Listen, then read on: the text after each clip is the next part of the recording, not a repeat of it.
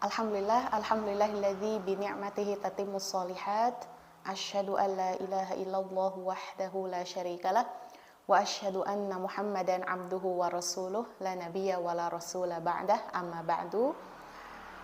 Alhamdulillah, di kesempatan kali ini saya akan membahas tentang salah satu cabang bahasa Arab, ya, ilmu bahasa Arab, yaitu ilmu nahwu.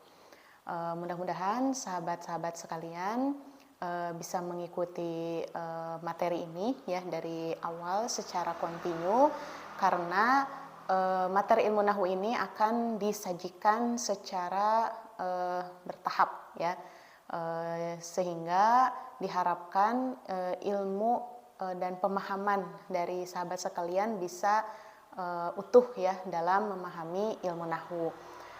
Seperti yang sudah saya sampaikan ya di video yang pertama, bahwa sesuai dengan materi yang akan disampaikan di Ma'had Al-Abqari Channel ini adalah tahsin, bahasa Arab, nahwu dan sorof, insyaallah ya.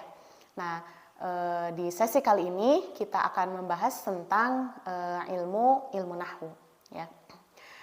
Saya yakin bahwa untuk sebagian orang istilah ilmu nahwu ini bukan sesuatu yang asing ya, tapi sudah sering didengar, apalagi oleh orang-orang yang pernah belajar di pesantren ya. Ilmu ini menjadi ilmu yang sangat penting bagi kita dalam memahami bahasa Arab ya, di mana bahasa Arab itu adalah bahasa yang digunakan Allah ya di dalam kalamnya, yaitu di dalam Al-Quran. Sehingga salah satu cara ya untuk memahami isi dari Al-Quran adalah dengan memahami ilmu nahwu. Akan tetapi ya, banyak sekali di antara kaum muslimin ya, bahkan santri-santri pun yang membuat image bahwa ilmu nahwu itu adalah ilmu yang sulit gitu ya, ilmu yang memusingkan gitu. Padahal ketika kita berniat, sekali lagi ketika kita berniat karena Allah dalam mempelajari apapun, maka Allah akan memudahkan dan memberikan pemahaman kepada kita semua.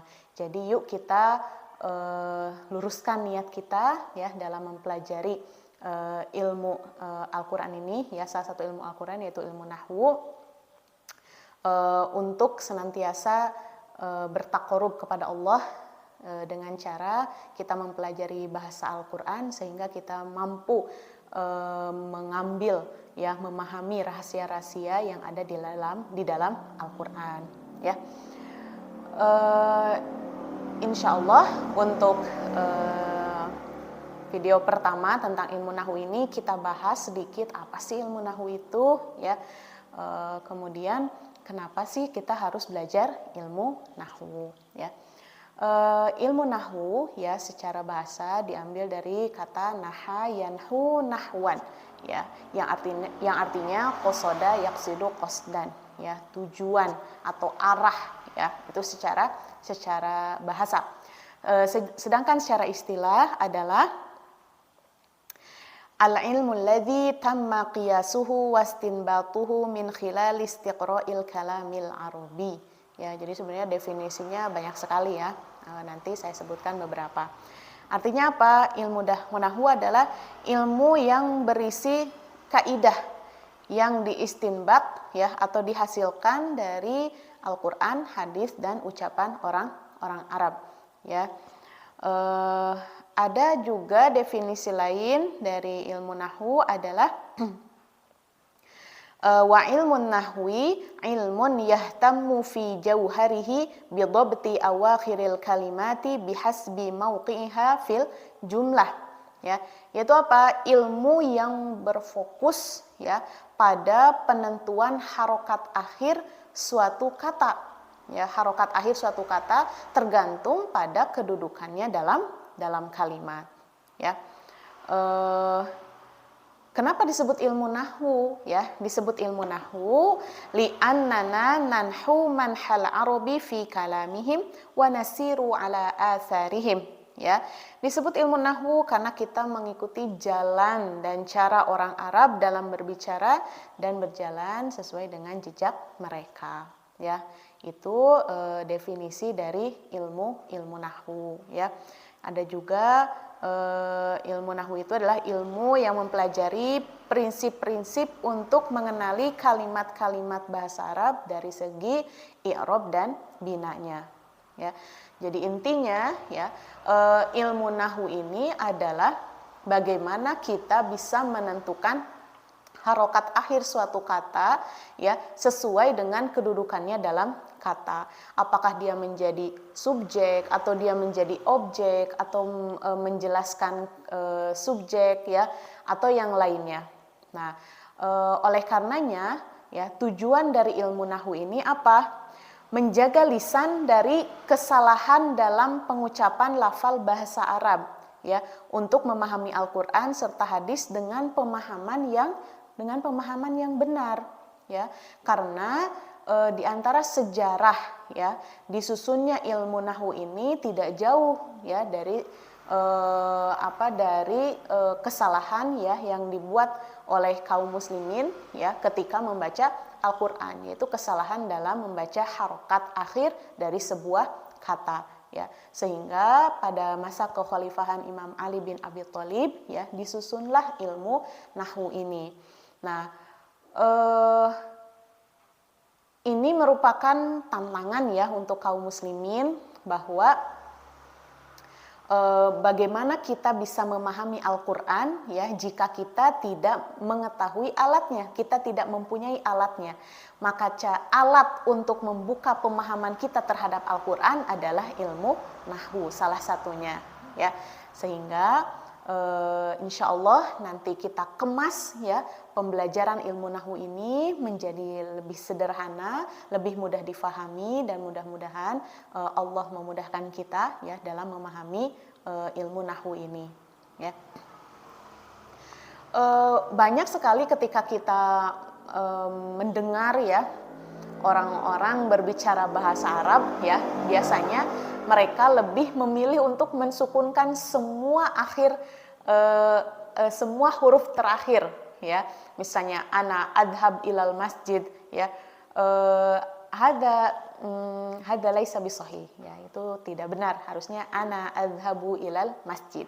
Atau misalnya ya ketika kita disodorkan satu kata, misalnya di situ ada, nanti bisa dilihat di layar ya, misalnya ada kata qotala ya, ada kata Ahmadu, ada kata Muhammadu, ada kata Ahmadu ya.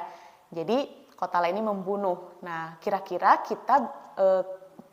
siapa yang membunuh dan siapa yang dibunuh, maka itu tergantung kepada harokat akhirnya ya. Ketika harokat akhirnya sama, maka kita akan kebingungan.